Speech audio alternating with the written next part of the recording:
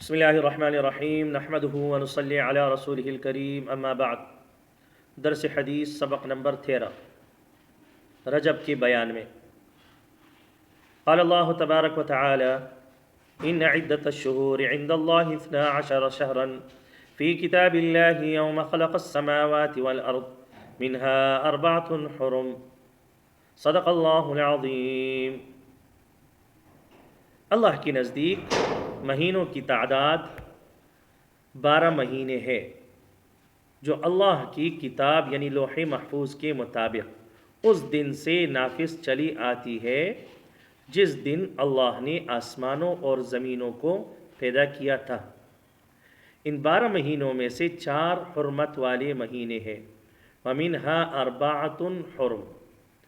اب 12 مہینوں میں سے 4 مہینے وہ حرمت والی ہیں۔ یہ تو اللہ جل شانہ کے کلام اللہ سے ثابت ہوا۔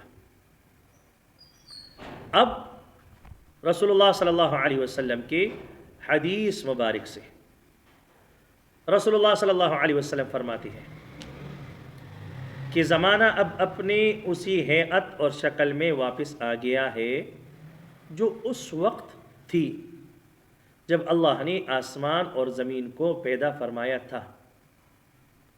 سال 12 مہینوں کا ہوتا ہے، ان میں سے 4 مہینے حرمت، عظمت اور احترام والے ہیں، 3 تو مسلسل ہیں یعنی ذی قعدہ، ذی الحجہ، محرم، اور ایک جو ہے وہ جمادی الثانی اور شعبان کے درمیان ہے جس کو رجب کہتے ہیں، اور رجب کا مہینہ شروع بھی ہے۔ اسی نسبت سے ہم انشاءاللہ درس حدیث کو رجب کے متعلق فضائل اور ان کے جو رسومات وغیرہ ہے ان کے متعلق انشاءاللہ اللہ سے دعا ہے کہ ہم بیان کریں۔ ہم نے قرآن کریم کی آیات اور رسول اللہ صلی اللہ علیہ وسلم کے حدیث مبارک کو ذکر فرمایا جس سے اشہر الحرم ثابت ہوا، یعنی ذی قعدہ، ذی الحجہ، محرم اور رجب۔ رجب ایک ایسا مہینہ کہ حضرت انس رضی اللہ عنہ فرماتے ہیں جب نبی کریم صلی اللہ علیہ وسلم رجب کے مہینہ کا چاند دیکھتے تو یہ دعا فرماتے: اللہم بارک لنا فی رجب و شعبان وبلغنا رمضان۔ مشکات شریف کی حدیث ہے۔ ترجمہ یہ ہے: اے اللہ ہمارے لیے رجب اور شعبان کے مہینوں میں برکت عطا فرما اور ہمیں رمضان کے مہینے تک پہنچا دے۔ اس رجب کے مہینہ میں نبی کریم صلی اللہ علیہ وسلم یہ دعا فرماتے تھے، اور اس مہینے کا احترام زمانے جاہلیت میں بھی تھا۔ فرماتے ہیں کہ جب رجب کا چاند دیکھ لیتے تو تمام لوگ جو قبائل تھے عرب کے وہ اپنے اسلحے وغیرہ رکھ لیتے اور جنگ بندی کا اعلان ہو جاتا کہ رجب کا مہینہ شروع ہوا، اشہر الحرم ہے، اشہر الحرم میں سے رجب کا مہینہ ہے، لہٰذا قتل و غارت، خون خرابہ، ڈکیتی وغیرہ سب کچھ بند،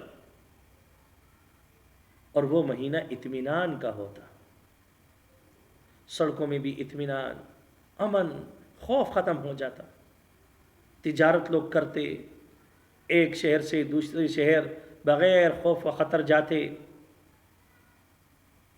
اس مہینے کے احترام میں یہ اس وقت سے ایک بابرکت مہینہ چلا آ رہا ہے، اور رسول اللہ صلی اللہ علیہ وسلم اس میں دعا فرماتے، برکت کی دعا فرماتے اور اپنی عمر کی درازی فرماتے تاکہ آگے رمضان کا مہینہ آ رہا ہے کہ اس تک اللہ ہمیں پہنچائے۔ اس لیے فرماتے: اے اللہ اے اللہ ہمارے لیے رجب اور شعبان کے مہینوں میں برکت عطا فرما اور ہمیں رمضان کے مہینے تک پہنچا دے۔ اب تو رسول اللہ صلی اللہ علیہ وسلم کی ہر امتی کو یہ چاہیے کہ یہ دعا کرے کہ اے اللہ ہمارے لیے اس مہینوں میں برکت عطا فرما اور ہمیں رمضان تک پہنچا دے۔ خوش قسمتی ہے رمضان تک پہنچنا، کیونکہ اللہ کی رحمت کے دروازے کھل جاتے ہیں۔ اللہ جل شانہ خود اس مہینوں کے بارے میں فرماتے ہیں منہا اربعۃ اشہر، اس میں سے 4 مہینے وہ اشہر الحرم ہے۔ صحابہ کرام رضی اللہ تعالیٰ عنہم اجمعین، ان کا تو معمول یہی تھا کہ وہ ہر مہینے کے 3 روزے رکھتے تھے، لیکن اس مہینے کے برکت سے ان کے ثواب دگنا ہو جاتے۔ ایک بات سمجھاتا چلوں آپ لوگوں کو کہ رجب کے مہینے کا کوئی خاص روزہ نہیں ہے جس کا ہم اہتمام کریں، بلکہ صحابہ کرام رضی اللہ تعالیٰ عنہم اجمعین، رسول اللہ صلی اللہ علیہ وسلم خود ہر مہینے کے درمیان میں 3 روزے رکھتے، یا بعض روایتوں میں آتے ہیں کہ پیر کے دن اور جمعرات کے دن روزے کا اہتمام فرماتے۔ لیکن رسول اللہ صلی اللہ علیہ وسلم کہ ان ارشادات سے پتہ چلتا ہے اگر ہم اس مہینے میں روزہ رکھیں تو اس روزے کی ثواب اور برکتیں اور مہینوں کے بنسبت زیادہ ہو جائے گی۔ بس اتنی سی بات ہے۔ اس میں اکثر لوگ شب معراج کے بعد روزہ رکھتے ہیں، اس کے بارے میں انشاءاللہ ہم تفصیلاً انشاءاللہ بات کریں گے، شب معراج کے بارے میں بھی انشاءاللہ اور اس کے روزے کے بارے میں بھی۔ لیکن صرف ہم اتنا جانیں کہ اللہ نے یہ مہینہ ہمیں عطا فرمایا ہے، ہم اس مہینے کو غنیمت سمجھ کر اللہ کی عبادت میں لگ جائیں، اللہ کی ذکر اذکار میں لگ جائیں، اپنے اخلاق کو صحیح کرے، اپنے معاملات کو صحیح کرے۔ انشاءاللہ اللہ سے امید ہے کہ اللہ جل شانہ ہمیں اس مہینے کی برکتیں عطا فرمائیں گی۔ وآخر دعوانا ان الحمدللہ رب العالمین۔ السلام علیکم ورحمۃ اللہ وبرکاتہ۔